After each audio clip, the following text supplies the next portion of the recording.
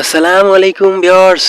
আজকে আমি এই বর্তমান পাটের ক্ষেতের যে দৃশ্য এবং কিভাবে এই পাট পরিচর্যা করতে হয় সেই বিষয়ে কিন্তু আলোচনা করব।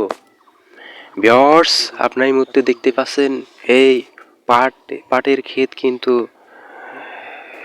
এখন যেহেতু অনেক বৃষ্টি হয়েছে, এই বৃষ্টির পরে কিন্তু পাটগুলো অনেক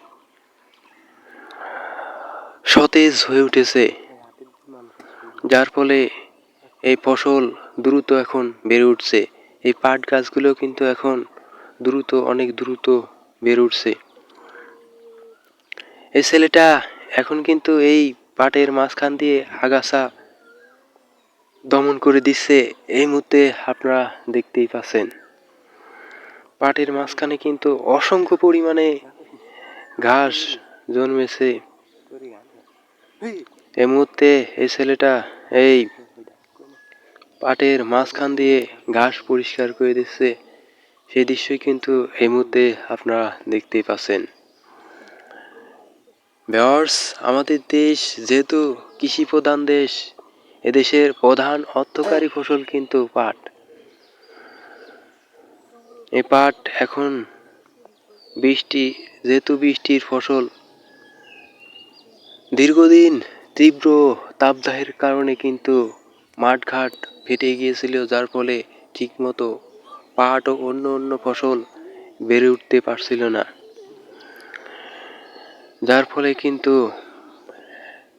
একদম এই গরমের আপনারা জানেন এই গরমের ফলে কিন্তু অনেক মানুষ মারা গিয়েছে। তাহলে ফসলের কি অবস্থা হতে পারে আপনারা তো সবাই বুঝতে পারছেন। ভিউয়ার্স, আমাদের দেশের বিভিন্ন জেলায় এই পাট চাষ হয়ে থাকে।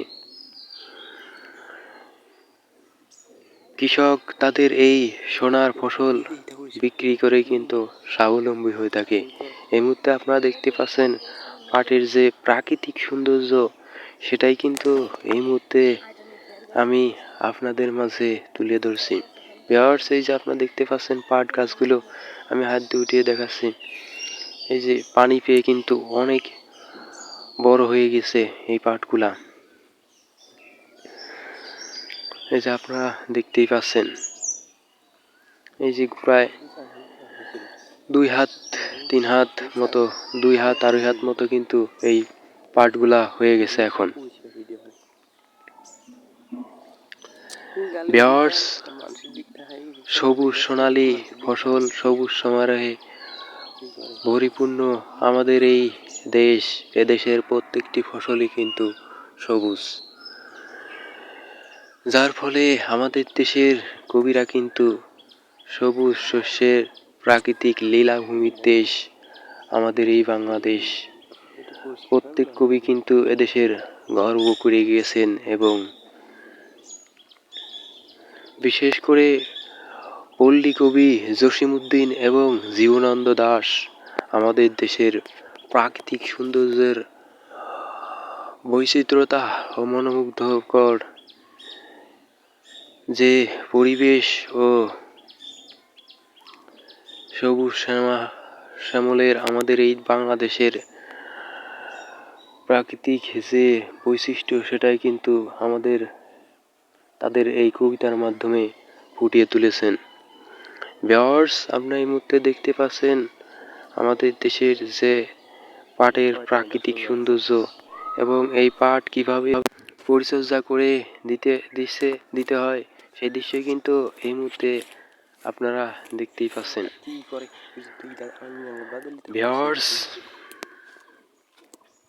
আমাদের দেশের কৃষকেরা 85% মানুষই কিন্তু এই কৃষিকাজ করে জীবিকা নির্বাহ করে থাকে।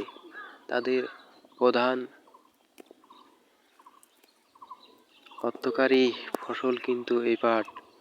তারা আরো অন্য ফসল চাষ করে থাকে এই পাটের পাশাপাশি। ভিউয়ার্স, আমাদের দেশের কৃষকেরা কিন্তু অনেক দরিদ্র, এবং তাদের এই সোনার ফসলে খেতে কঠোর পরিশ্রমের ফলেই কিন্তু স্বাবলম্বী হয়ে থাকে এবং জীবিকা নির্বাহ করে থাকে। মানে ভয় পাচ্ছে।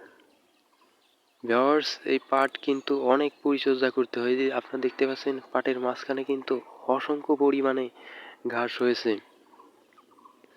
এই যে দেখতে পাচ্ছেন এই ছেলেটা দেখাচ্ছে, এই যে অসংখ্য পরিমাণে কিন্তু বৃষ্টি নামার ফলে যেহেতু দ্রুত এই পাটগুলো বাড়ছে, ঘাসও কিন্তু দ্রুত বড় হচ্ছে।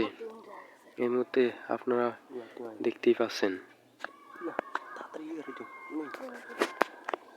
আমাদের দেশের বর্তমান সময়ে এই কৃষকেরা তাদের যে কাঠফাটা রোদের মধ্যে কঠোর পরিশ্রম করে থাকে স্বাবলম্বী হওয়ার জন্য এবং তাদের জীবিকা নির্বাহের জন্য। তো ভিউয়ার্স, সবাই ভালো থাকবেন। আমি নেক্সট ভিডিওয়ে ফিরবো অন্য কোনো বিষয়ে আলোচনা নিয়ে বা ফসলের প্রাকৃতিক দৃশ্য নিয়ে। Wait and see for next video.